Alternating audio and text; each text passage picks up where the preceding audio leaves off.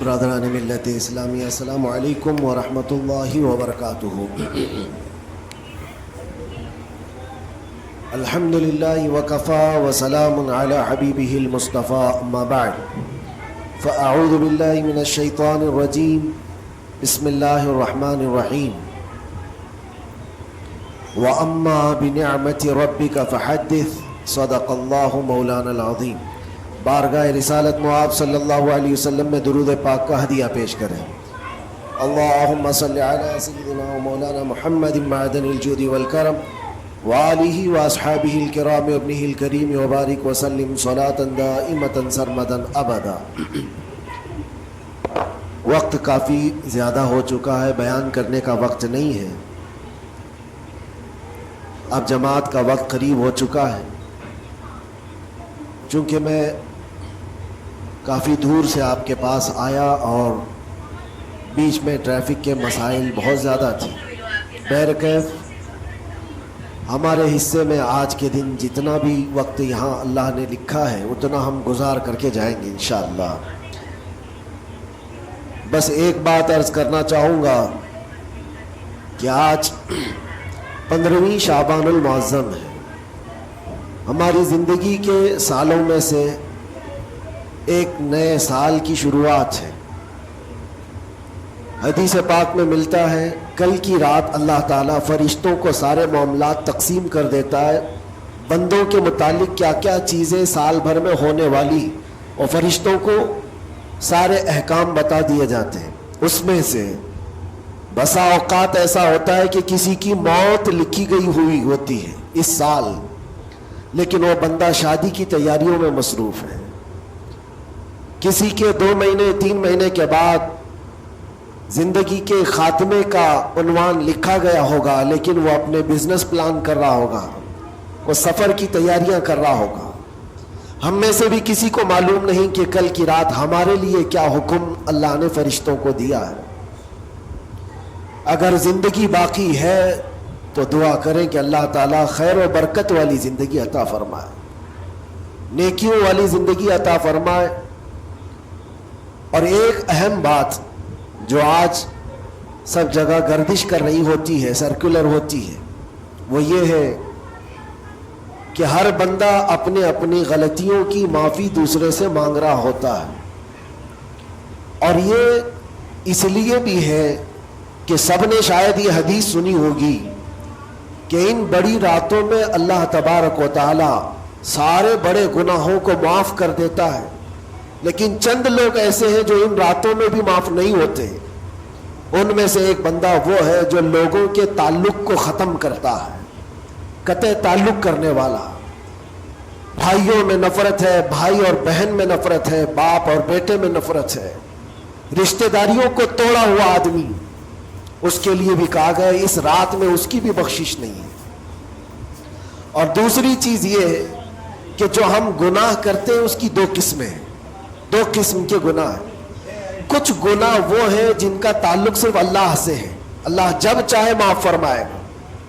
شراب پیا، زنا کیا، غلط کاریاں کیا، جھوٹ بولا ہے، یہ سارے گناہ وہ ہیں جس کی معافی اللہ سے ڈائریکٹ کی لی جائے گی۔ اس کو کہتے ہیں حقوق اللہ۔ اللہ تعالیٰ کریم ہے، اکرم الاکرمین ہے، جب چاہے اپنے بندوں کو معاف فرما دے۔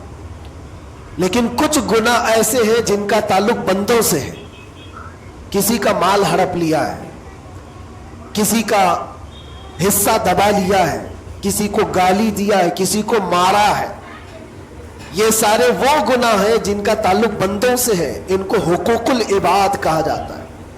اور یہ گناہ زیادہ ڈینجر ہے، حقوق اللہ سے زیادہ ڈینجر حقوق العباد ہے، کیونکہ حدیث پاک میں ہے اللہ سے متعلق جو گناہ ہے وہ رب تعالیٰ جب چاہے معاف فرمائے، لیکن جو بندوں سے ریلیٹڈ ہے اللہ فرماتا ہے جب تک بندہ بندے کو معاف نہیں کرتا اللہ نہیں معاف فرمائے گا، اللہ معاف نہیں فرمائے گا۔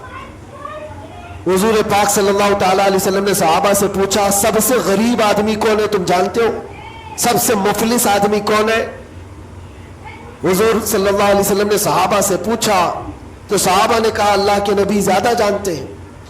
آقا کونین صلی اللہ علیہ وسلم فرماتے ہیں سب سے زیادہ غریب قیامت کے دن وہ نہیں جس کے پاس پیسہ نہیں، مال نہیں، نیکیاں نہیں، وہ نہیں، بلکہ میرے آقا فرماتے ہیں قیامت کے دن ایک بندہ ایسا ہوگا جس کی نمازیں بھی بہت تھی، صدقات و خیرات بھی بہت تھے، حج بھی کیا تھا، زکوٰۃ بھی دیا تھا، عمرے بھی تھے، نفل عبادتیں بھی تھی، اس کی بہت نیکیاں لے کر کے آیا تھا، لیکن جس وقت وہ عدالت الہی میں پیش ہوا تو کئی لوگ کھڑے ہو گئے، ادھر سے ادھر سے آئے، رب تعالیٰ سے کہنے لگے مولا یہ نیک تو بہت ہے، نمازیں اس کی بہت ہے، حج بھی کیا ہے، عمرے بھی کیا ہے، لیکن میرے پیسے بھی دبا کر رکھا تھا۔ کوئی کہتا ہے کہ مولا میرا حق اس کے اوپر بنتا ہے، اس نے مجھے گالی دی تھی، کوئی کہتا ہے کہ مولا میرا بھی حق بنتا ہے، اس نے مجھے مارا تھا، کوئی کہتا ہے مولا میرا بھی حق بنتا ہے، اس نے میرے پیٹھ پیچھے مجھ سے چغلی کی تھی اور لڑانے کی کوشش کی تھی، میرا حق بنتا ہے اس پر۔ تو یہ سارے حق طلب کرنے والے بندے کھڑے ہو جائیں گے اس کے خلاف جو نیکوکار تھا۔ اللہ تعالیٰ فرماتا ہے تم لوگوں کو اس سے کیا چاہیے؟ سارے بندے کہتے ہیں مولا ہم تو گنہگار ہیں، نیکیوں کی کمی ہے، اس کے پاس نیکیاں زیادہ ہے، اس کی نیکیاں ہمیں دلا دے۔ اب عدالت الہی کا یہ فیصلہ سنو، اللہ فرشتوں کو حکم دیتا ہے اس کے پاس جتنی نیکیاں ہیں وہ ان سب میں تقسیم کرو، جتنوں کا حق اس نے دبا رکھا ہے سب میں اس کی نیکیاں بانٹی جائیں۔ جب فرشتے اس کی نیکیاں نکال نکال کر تقسیم کر رہے تھے، نیکیاں اس کی پوری ختم ہو گئی، حقداروں کا بھی حق پورا ہوا نہیں، کچھ اور بھی باقی رہ گئے تھے۔ وہ کہنے لگے مولا ہمارا بھی حق ہے اس کے اوپر، ہمارا بھی اس نے مال رکھا ہے۔ اللہ تعالیٰ فرماتا ہے اب اس کے پاس تو نیکیاں پوری ختم ہو گئی، تم چاہتے کیا ہو؟ وہ گنہگار تھے، وہ کہتے مولا ہم یہ چاہتے ہیں کہ ہمارے گناہ اٹھا کر کے اس پر ڈال دیں، ہمارا بوجھ تو کم ہو جائے۔ حکم ہوگا رب تعالیٰ کا کہ اس کے اوپر ان کا حق بنتا ہے، لہذا ان کے گناہ اٹھا اٹھا کر کے اس کے اوپر ڈالو۔ حدیث پاک میں میرے آقا فرماتے ہیں لے کے تو چلا تھا بہت ساری نیکیاں، لیکن وہاں سب بٹ گئی، الٹا دوسروں کے گناہ اپنے سر پر لے لیا اور سیدھے اس کو فرشتے جہنم میں لے کر جاتے۔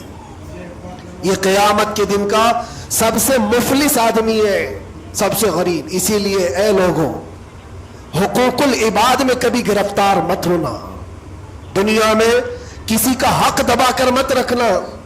کسی کو اگر تم نے اپنی زبان سے ایذا دیا ہے، تکلیف دی ہے، یا ہاتھ سے دیا ہے، یا کسی بھی طرح سے دیا ہے، تو قیامت کے دن اس کا حق لیا جائے گا، تمہیں اس کا حق دینا پڑے گا۔ اسی لیے شب برات آتی ہے تو سب لوگ ایک دوسرے سے معافی بھی مانگ لیتے۔ بندوں سے اگر تمہارا حق ہے تو بندوں سے معافی مانگ لو، اگر بندہ معاف کر دیا دنیا میں تو اللہ بھی معاف فرمائے، اللہ معاف فرمائے گا۔ لیکن معافی مانگنے کا ٹرینڈ آج واٹس ایپ اسٹیٹس بن گیا ہے، بہت آسان ہے اسٹیٹس پر رکھ دینے کا کہ میرے جس کے اوپر بھی حق بنتے ہیں میں نے ان کو معاف کیا، وہ مجھے معاف کر دیں، کسی کے پاس جانے کی ضرورت ہی نہیں، واٹس ایپ میں گھماتے رہ جاؤ۔ کیا اسی کو معافی مانگنا کہتے ہیں؟ معافی مانگنے میں آدمی کو جو انا ہے، جو تکبر ہے، جو شیطان اسے گھمنڈ دلاتا ہے، اسی توڑنے کے لیے تو اللہ نے معافی مانگنے کا حکم دیا ہے کہ جاؤ تم اپنے اس بندے سے معافی طلب کرو جس کے پاس جانے میں تمہیں شرم آ رہی ہے۔ اپنے نفس کو توڑو، اپنے انا کو ختم کرو، اپنے تکبر کو مارو۔ تمہاری بہن کا کوئی حق باقی تھا تو تم اگر یہ سوچتے ہو اس کے پاس کیسے جاؤں، وہ تو چھوٹی ہے، میں اتنا بڑا ہو گیا ہوں کیا بہن سے بھی معافی مانگوں گا، میں چھوٹا ہو جاؤں گا۔ قدر کرو، آج تمہارے پاس وقت ہے، یہاں تھوڑی دیر کے لیے چھوٹا ہونا اچھی بات ہے۔ قیامت کے دن جب تمہارے گلے میں توق ڈال دیا جائے گا گناہوں کا تو اس وقت مدد کے لیے کوئی نہیں آ سکے گا۔ اس لیے میرے عزیزوں حقوق العباد میں گرفتار کبھی نہ ہونا۔ اللہ کے نبی صلی اللہ علیہ وسلم کے پاس ایک جنازہ آیا، حضور صلی اللہ علیہ وسلم جب جنازہ پڑھاتے تھے تو پہلے پوچھتے تھے اس پر کسی کا حق باقی ہے، کسی کا اس پر کوئی لینا دینا باقی ہے؟ जनाजा सहाबी का है। जब जनाजे के पास खड़े थे तो एक सहाबी आगे बढ़ते और कहते या रसूल अल्लाह 2 दिरहम मेरे इसके ऊपर बाकी है और ये मर गया, दिया नहीं मुझको, 2 दिरहम कर्जा इसके ऊपर मेरा बाकी है। हुजूर पाक सल्लल्लाहु अलैहि वसल्लम ने क्या फरमाया जानते? सल्लू अला साहिबिकुम वला उसल्ली अलैहि।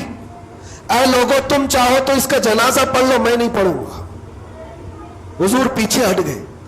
2 दिरहम का सिर्फ कर्जा बाकी था जिनका इंतकाल हुआ और हुजूर ने फरमाया मैं जनाजा नहीं पढ़ूंगा। सोचो आज 2 दिरहम का बोझ भी कितना बड़ा होता है। जनाजा रखा है, हुजूर पीछे हट गए।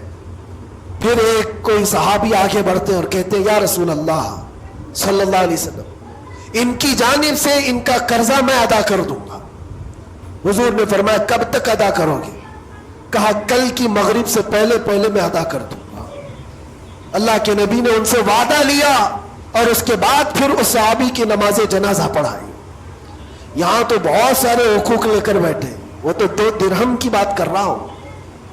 इसीलिए हमारी जिंदगी का खात्मा होने से पहले ये हिसाब किताब पहले साफ कर लो। हासिबो कब्ल अन तुहासबो, अपना हिसाब क्लियर रखो इससे पहले कि तुम्हारा हिसाब लिया जाए। अल्लाह करीम हम सबको कहने सुनने से ज्यादा अमल की तौफीक अता फरमा। रब तबारक व तआला शाबानुल मुअज्जम के इस पाकीज़ा महीने को हम सब के लिए नेकियों वाला और खैर बरकत वाला महीना बनाए। इलाहुल आलमीन कदीर व जब्बार खुदा, जब तूने रजब और शाबान हमें दिखाया है तो रमजान तक हमारी जिंदगी अता फरमा। व आखिर दावाना अनिल हम्दुलिल्लाहि रब्बिल आलमीन।